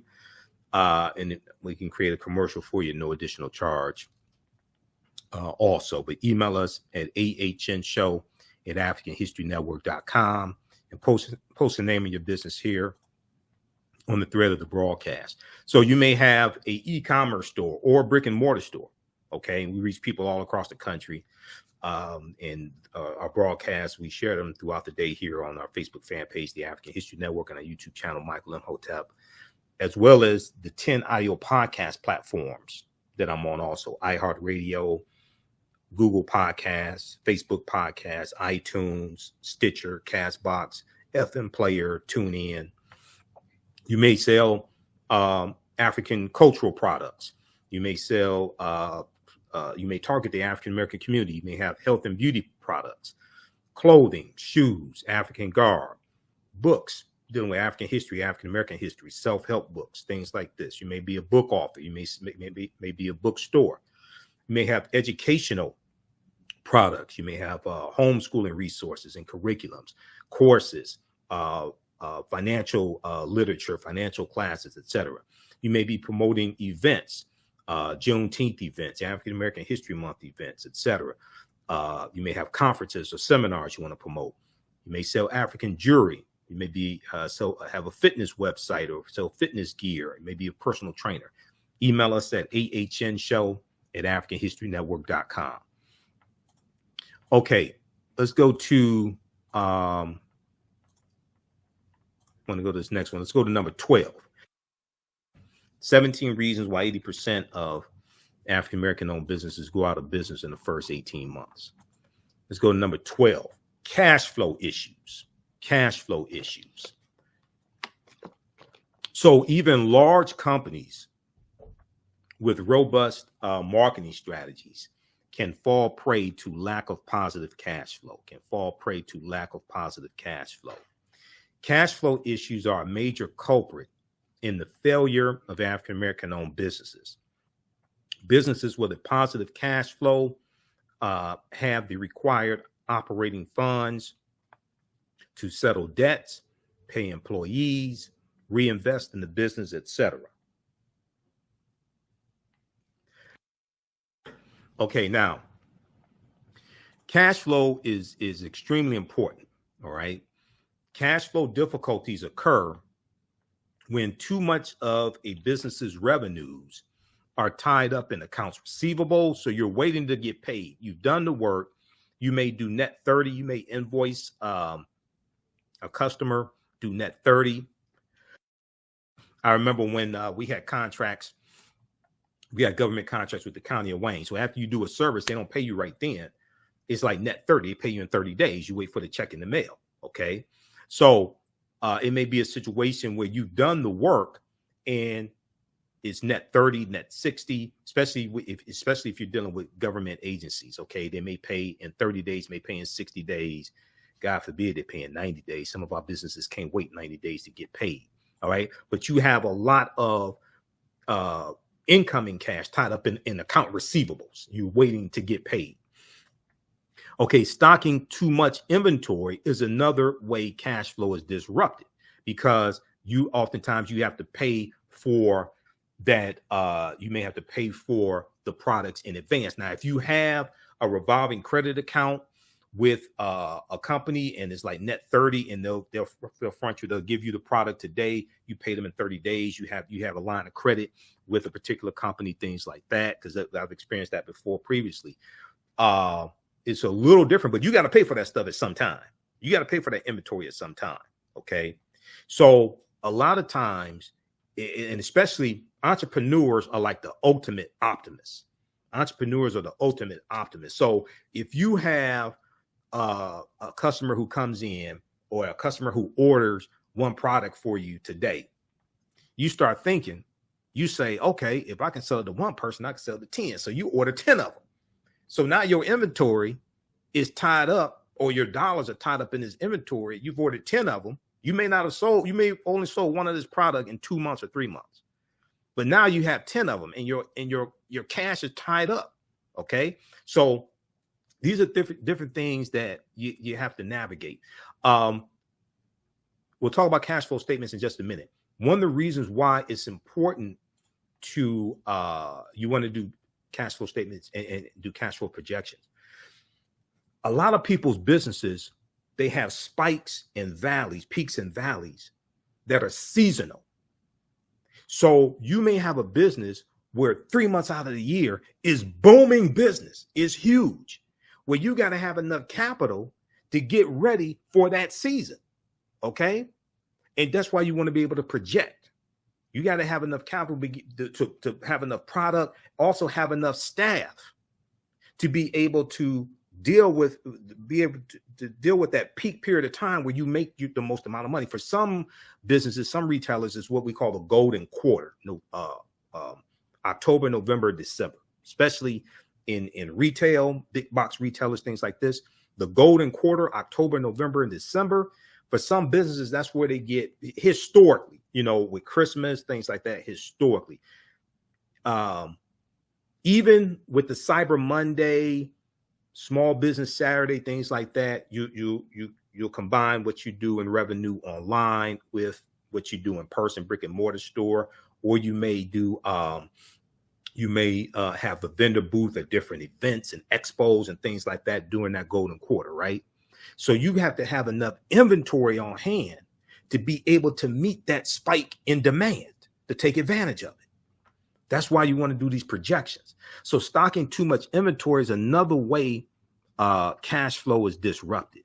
Okay, now going back a few minutes ago when I was talking about don't quit your day job. 1, 2, I don't disrespect people and talk about people working a 9-to-5 job and say, oh, they're working on the plantation, things like that. I've studied what slavery is. That's not slavery. Here's something else. This is real life. Been there, done that. This is real life example. When you are living a life and you're an entrepreneur, you may have to go to some of those people that work for corporations, that work for the white man. You may have to go to them and get a short-term loan because you can't get one from a bank. Or you don't have time to go through the application process and stuff like that. Been there. We had to do that. When I was managing a company, we had a government contract. We had to go to somebody that I knew, and we got a short-term loan so that we could float the business and be able to provide the service and pay our employees until we got the first check from the government, from the city. That's real talk. Okay. So they were able to tap into their 401k plan, get some money so we can float this project that we're doing. Because we ain't have enough time to wait on the bank loan. This is what I'm saying. I don't speak negatively about people that work. I don't care if you work for white corporations, whatever. Get that money. That's money that they can help Black-owned businesses stay in business with. The other thing, and this is another way to look at it, because once again, my degree is in business administration. This is one of the documentaries I'm in, the Black Friday series from director Rick Mathis, which deals with economic empowerment, leaving a legacy, building a legacy, but it deals with economic empowerment, things like this. And I brought a historical aspect. I talked about economic empowerment and entrepreneurship because I have experience in that and my degrees in that, but I also brought a historical perspective to it, dealt with some history because I'm a historian. When we talk about General Motors, Ford, Chrysler, things like this, right? And these are billion-dollar companies. And we talk about African Americans working in these companies. Oh, you should quit that job and go start a business. Okay, you should quit that job and go start a business, blah, blah, blah, right? Where do these corporations get this money from? Don't African Americans spend money with McDonald's? I'm not saying you should spend money with McDonald's, but don't they spend money with McDonald's and Apple and General Motors and Ford and Chrysler and Amazon, okay? Google, Macy's. Don't they spend money with Dell Computers, Hewlett Packard, don't we spend money with those companies? So what you're saying is we're going to spend money with these corporations, Facebook, Twitter, all these corporations. We're going to spend money with these corporations. We have a $1.3 trillion economy. You're saying we're going to spend money with these corporations, create all these fantastic jobs for white people so they can pay their mortgages, send their children to college, buy property, buy homes, all this stuff. We're going to create those jobs for white people. And then we ain't going to take advantage of what we created and take advantage of the stock purchase plan, the 401k plan, the health benefits, the dental, the vision, the health, tuition reimbursement, all that stuff. And we paid for that. And we're not going to take advantage of that. We're just going to go build our own businesses. Why wouldn't you do both? Why wouldn't you? All those jobs, we paid for them. We should fill positions on all different levels. From the board of directors, the General Motors, down to the assembly line. We pay for those jobs. So we're going to create jobs for white people and create all these fantastic opportunities and not take advantage of what we created? That don't even make sense. My degree's in business. We ain't studying no dumbass nonsense like that. No, you take that money in that steady paycheck and you use that to invest in black-owned businesses and create them. Don't quit your day job. That's just nonsense. That's the type of BS people run on you when they're trying to sell you entrepreneurship classes. So they don't have to get a job next to you in your cubicle. That's the type of BS they run on you. Hell no. You better take advantage of all those jobs. And the other thing is you need people inside those corporations to wire you up when contracts come. How do I know? Because been there, done that. You need people inside because all those corporations, they give out hundreds of millions of dollars, millions of tens of millions of dollars, or hundreds of millions of dollars in contracts each year. You need people on the inside to let you know what these contracts are because that's how businesses get business. Through contracts with companies and contracts with the federal government, state government, county, city. How do I know? Because I've done that. I'm talking about experience. I ain't talking about what I read in the book. I'm talking about from experience. You need people on the inside to wire you up. Because that's what white people do. That's how they know when contracts are coming. That's how they know when opportunities are coming. We need the same thing. And at the same time, our dollars are paying for those opportunities. When you have, see, this is what a lot of people don't understand with business. People say, we need our own businesses. We need our own businesses. Okay. How do businesses survive? We went from 1.7 million African-American owned businesses in 2012, coming from the Census Bureau. But 2012, about 2018, 2020, it had grown to 4 million black-owned businesses. Before COVID, it had grown to 4 million black-owned businesses, 2018, 2019. When you look at the revenue was cut in half. It went from something like $100,000, $112,000 on average a year per black-owned business when it's 1.7 million businesses, down to something like $56,000 a year average revenue when it's 4 million businesses. And this is what I was explaining to all these economic gurus and economic empowerment people saying we need more businesses. We need more businesses. I said, no, we need to support our businesses more. Just having more businesses, hell, they're just fighting over the same amount of money. You cut the revenue in half. And then as of April 2020, we lost 41% of our businesses because of COVID. Just nonsense. But we need to go, one of the things we have to do is renegotiate our relationship with corporate America. Because we got to put pressure on them, not for donations, but investments, and get more of those corporate contracts. Where you're talking about transportation, where you talk about advertising, janitorial services. Another thing is they have to put a greater percentage of their dollars in black-owned banks as well, which increases the amount of money that our banks have to lend and lend to start businesses on property, etc. But that's a whole nother presentation. Okay, now let's continue because I'm almost done. So we're talking about cash flow. So what is cash flow? Okay, cash flow refers to the net balance of cash moving into and out of a business at a specific point in time. Cash is constantly moving into and out of a business. For example, when a retailer purchases inventory, money flows out of the business. Money flows out of the business toward its suppliers. Been there, done that. Know what that feels like.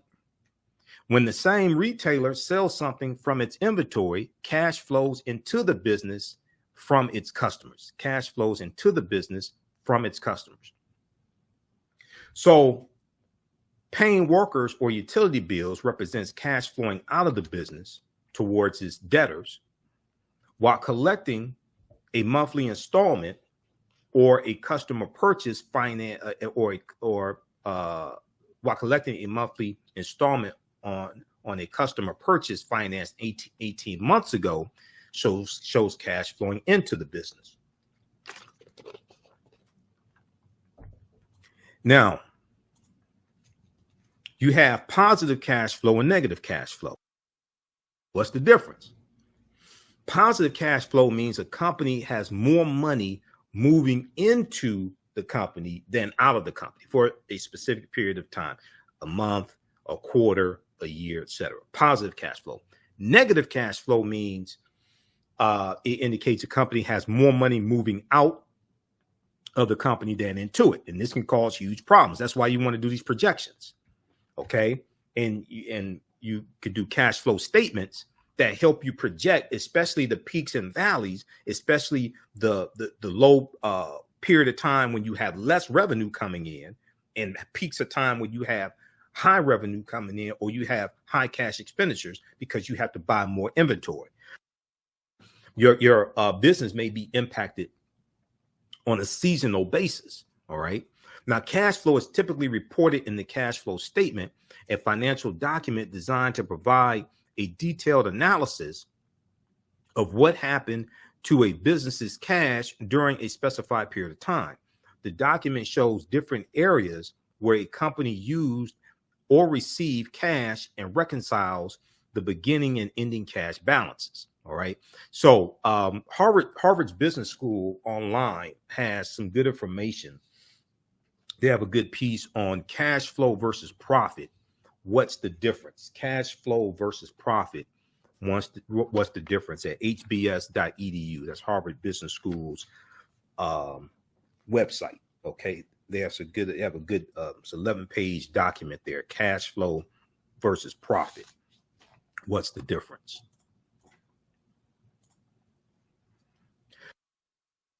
Now, number 13 of 17 reasons why 80% of African-American owned businesses fail in the first 18 months. Don't make these mistakes. And African-American owned business owners, post the name of your business here on the thread of the broadcast. Email us at ahnshow@africanhistorynetwork.com, ahnshow@africanhistorynetwork.com. We'll let you know how you can advertise with the African History Network and on the African History Network show. Failure to adapt to changes in the business environment. Failure to adapt to changes in the business environment. So if you remain too rigid, your business will be just another data point or statistic boosting the startup failure rate. It's worth knowing that the need you're fulfilling now may not always be there, as I said a few minutes ago. Okay. Your business, your service, your product has to fulfill a need. 1, 2, there's a time to get into business and time to get out. Just because they needed something in 1950, 1960 doesn't mean they need it in 2022. A more contemporary example is Blockbuster Video. How many people remember Blockbuster Video and going to Blockbuster Video and getting I remember when they were video cassettes first, then DVDs, and they had the popcorn there also. Blockbuster was everywhere. The competitor to Blockbuster Video was Hollywood Video, right? Hollywood Video. Blockbuster survived the Hollywood Video war They didn't survive the Netflix war. Blockbuster video stores back in the 1980s and 1990s was the Walmart of video stores. When the internet started gaining popularity, Walmart, Blockbuster failed to keep up with the times. There was a change in the environment. And actually, when you study Netflix, which is what took Walmart out, Blockbuster out. Netflix took Blockbuster out. Netflix started, the guy who started Netflix, he started Netflix because he returned a Blockbuster video back, and it was a bunch of late fees or something like that, right? This is how Netflix started, as a competitor to Blockbuster. And Netflix has just exploded over the years. Netflix has exploded over the years to creating original content and being a huge Goliath when it comes to streaming services, etc. We know they've had recent shedding of subscribers. It's going to happen sooner or later. But Netflix is still alive. Blockbuster, where's Blockbuster? Okay, I think there's it's like maybe one Blockbuster store left in America, or something like that. Blockbuster didn't survive the war. Netflix did. So Blockbuster failed to keep up with the times and the change in the environment and change in technology, the change in the way that the entertainment is delivered. And Blockbuster told themselves the internet was just a fad. When Blockbuster changed, I remember when Blockbuster changed, after Netflix came out, Netflix was gaining market share. Blockbuster changed their strategy and they started offering the monthly service where you could stream the movies like Netflix. But it was too late. Blockbuster made the change too late, and Netflix had gained too much market share. Okay. And Netflix started out with DVDs. Then Netflix switched to DVDs and streaming. Blockbuster tried to do it, and it was too late for Blockbuster. They had lost too much market share. And people got upset. People got upset also with the late fees with Blockbuster, things like that.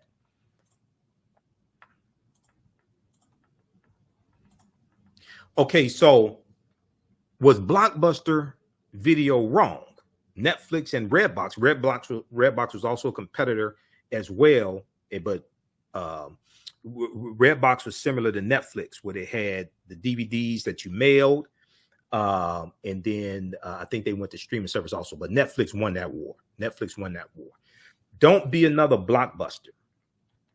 Pay attention to the market to know when you may need to modify your business plan. Staying on top of key trends will give you ample time to alter your business strategy so that you can remain successful. As I said, Kenny Rogers, the gambler, you got to know when to hold them, know when to fold them, know when to walk away, and know when to run. Okay? There's a time to get into a business, and there's a time to get out of a business. We love legacy businesses and family businesses, but just because your grandfather moved from Mississippi up to Chicago or Detroit or Cincinnati and started a business, 70 years ago or what have you, and it's a family business, third generation family business or second generation family business, that doesn't mean the business is still be in existence in 2022. It may not be relevant. You may not have enough customers to sustain the business. You may be offering something that's obsolete. So you have to know when to get in the business and get out of a business and understand the business environment. You have to know when to hold them and know when to fold them. Don't be a Blockbuster. Because Blockbuster got killed by Netflix. Now people see, because they remember they used to say, let's make it a Blockbuster night. Now they say Netflix and chill. Because they used to say, let's make it a Blockbuster night. So that meant go to Blockbuster, right? Pick out your video, get the popcorn, get some Coca-Cola or something like that. Go watch the videos. You remember on the Blockbuster when they had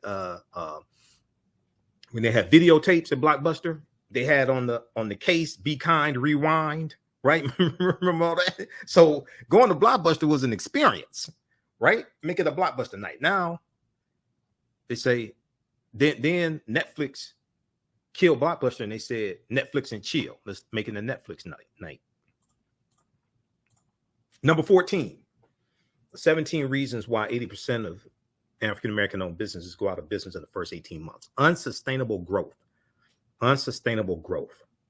When a business has an established customer base and a good cash flow, expansion makes sense. When the business has a good customer, an established customer base and good cash flow, expansion makes sense.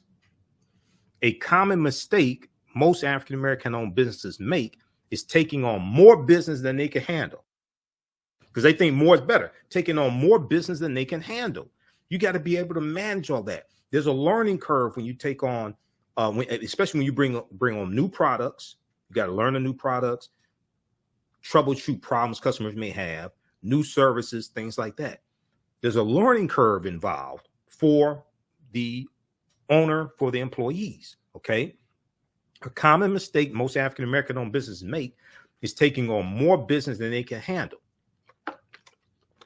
Businesses should treat expansions as though they are starting all over again. Treat expansions as though they are starting all over again. When businesses expand too fast and don't take the same care with planning, research, and strategy, the financial drain of the failing businesses can sink the whole enterprise. The financial strain of the failing businesses can sink the whole enterprise. Now, excuse me, one of the things that we look at, and I remember when I was selling radio ads like 22 years ago here in Detroit, there was a phrase that I learned in the radio industry. Is called fire your client. Fire your client. Because there may be a business that you're in when your inventory is finite. Okay. When your inventory is finite. And what I mean by that is, say you may have a radio station, you may have an internet TV station or something like that. You may have a podcast or whatever. If you're selling advertising, your inventory is limited. You don't have an unlimited amount of inventory. And one of the things that they had to do is to meet your monthly projections, sales projections. Or it may be a situation where it may be some type of service that you offer, and you have different levels of pricing that you offer. Some customers that you don't get a lot of money from, you may have to stop servicing those customers because they take up so much time and focus on other customers who produce what we may call sales per ticket or revenue per ticket. More customers that bring in more dollars for you, that produce more revenue for you to meet your monthly goals. This is something I learned in radio, because some in the radio game, you have limited inventory each month to sell ads. You don't have an unlimited amount of inventory. Okay. You don't have an unlimited amount of inventory. So if you have people that just want to spend $1,000 a month on ads,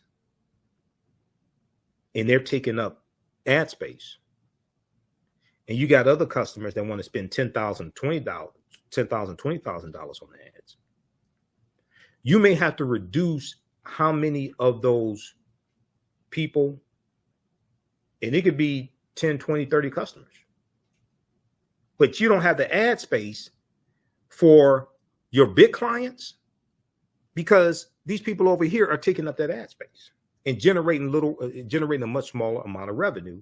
And it makes it harder for you to meet your monthly or quarterly sales goals. So you'll learn about the 80-20 rule. If you don't know about the 80-20 rule, especially when it comes to sales and business. We'll talk about the 80-20 rule in just a minute. If you don't know about the 80-20 rule, I'm not sure what you're doing, or if you've taken entrepreneurship class before, but especially in sales, because I have a strong background in sales. And I used to read a lot of books on sales and listen to books on tape from people like Tom Hopkins and Zig Ziglar and Brian Tracy, all the sales gurus, Steve Schiffman. And Steve Schiffman has information on cold calling, things like this. You'll learn about the 80-20 rules. And then Stephen Covey, 7 Habits of highly effective people, things like this. So unsustainable growth. Businesses should treat expansions as though they are starting all over again. Slow and steady growth is the way to go. It helps to take the time to understand the markets and areas you'll be reaching if you're expanding your business's reach. Now, you have to develop systems for each product, most likely each product and service. You have to develop systems. There's a learning curve when it comes to understanding the product, how it works, how to explain it to the customer. We used to talk about the difference between features and benefits. When I was in retail sales, we used to talk about the difference between features and benefits. A feature is what a product does. A benefit is what it does for you, how it helps you. Okay. Features and benefits, understanding the difference. So when I used to manage a Radio Shack, right, there were certifications tests that the employees and the managers had to take on each product category to understand how to sell a product category, how to answer customers' questions, how to use that product to solve problems. We had to be educated on that. That's a learning curve. Okay. So when you start taking on more products and services in your business, there's a learning curve involved in that.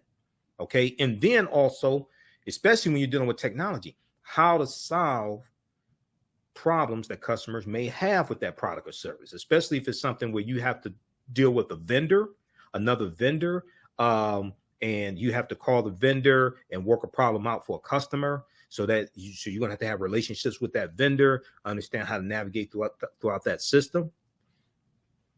It's a different world. Okay, so those are some of the growing pains when it comes to growth and taking on more services and products. Number 15, poor management skills. Management does have an effect on your bottom line. Business management does have an effect on your bottom line. Managing a business takes distinct skills, including purchasing skills, marketing, finance, creating a cohesive team if you have more than one person. But you make contract work out also. Okay, creating a cohesive team and hiring and managing employees. Business owners without these skills and their failure to recognize the importance of the very skills they lack are reasons why many Black-owned businesses go out of business. Okay, poor business management skills. Once again, you're the chief everything officer. Now, you may have to delegate certain responsibilities, but you're responsible for all of this.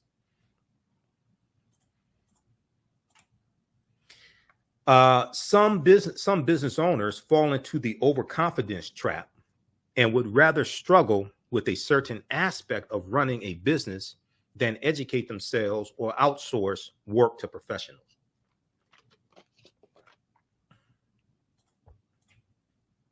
Number 16, time management skills. This is huge, especially for people who work from home. This is huge, time management skills. Because,